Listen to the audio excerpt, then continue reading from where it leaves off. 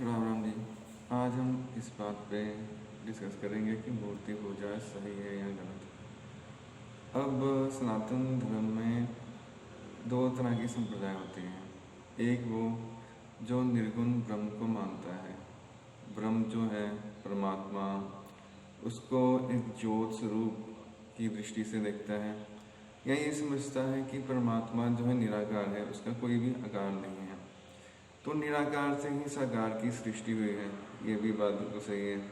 अब हम अगर अपने शरीर को भी देख लें तो हमारा शरीर अब तो साकार है, लेकिन जब माता के गर्भ में था तब ये ऐसा नहीं था। तब तो सिर्फ एक मांस का टुकड़ा ही था, उसके अलावा और कुछ नहीं था।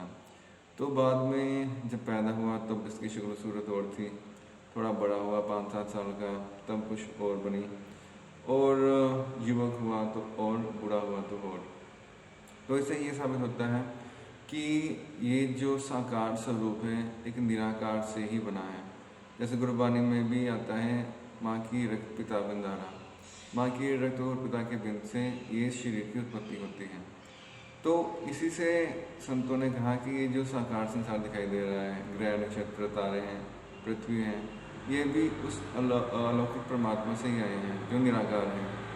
उसी से ये साकार सृष्टि हुई है और उसी में समा जाएगी। फिर ये शून्य समाध अनाहत्य नाद कहना जाए, आचार्य समाध को नानक जी कहते हैं कि शून्य में फिर से समा जाएगी। तो लेकिन साकार की ज़रूरत क्यों पड़ी? अब वेद व्यास जी हैं, तो वेद व्यास जी का नाम कृष्ण द्विपायन था। उन्होंने वेदों को 4 भागों में बांटा तो उनका नाम वेद व्यास पड़ गया। अब उसके बाद उन्होंने क्या सोचा कि वेदों का अभ्यास करने से भी मुझे तृप्ति नहीं हुई। उन्होंने 18 पुराणों की रचना की, उनसे भी उनका मन संतुष्ट नहीं हुआ। तो एक बार नारद जी आए, उन्होंने नारद जी से अपनी समस्या बताई।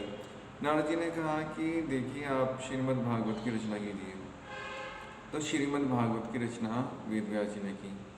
अब देखिए कि वेद व्यास जी ने, वेद तो निराकार परमात्मा का ही है, तो उनका व्यास करने के बाद भी संतुष्टि इसलिए नहीं हुई क्योंकि सब मनुष्यों का दिमाग इतना विकसित नहीं है कि जो वेदों का अध्ययन कर सकें और उनको जान सकें। जैसे किसी ने नदी पार करनी हो, और अब 2 तरीके हैं, या तो नाव में बैठ के पार कर सकते हैं या फिर तैर के पार कर सकते हैं। तो इतना शारीरिक शक्ति या इतना ज्ञान तैरने का सबको तो नहीं होता। जिनको है, जिनका शारीरिक बल भी है, जिनको तैरने का ज्ञान है, वो तैर के पार कर जाएंगे। पर जिनको ज्ञान नहीं है वो क्या करें?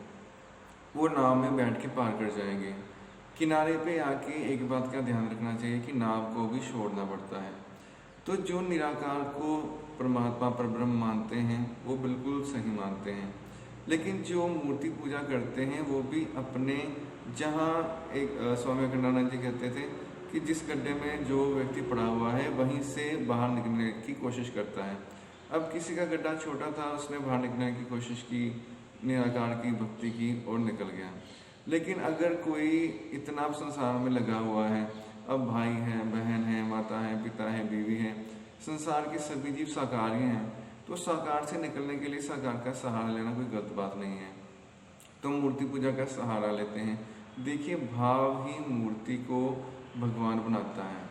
तो जब हम भावना करते हैं कि इस मूर्ति में परमात्मा ही साक्षात हैं, या कोई लड्डू गोपाल के अपने घर में प्रतिस्थापना कर लेते हैं, तो वो भी बिल्कुल ठीक है। उनके अंदर भाव तो जागृत होता है। दिन में आधा घंटा 1 घंटा ये तो वो समझते हैं कि भगवान हमारे बीच में विद्यमान है, उसी से उनका मन शुद्ध होना शुरू हो जाता है।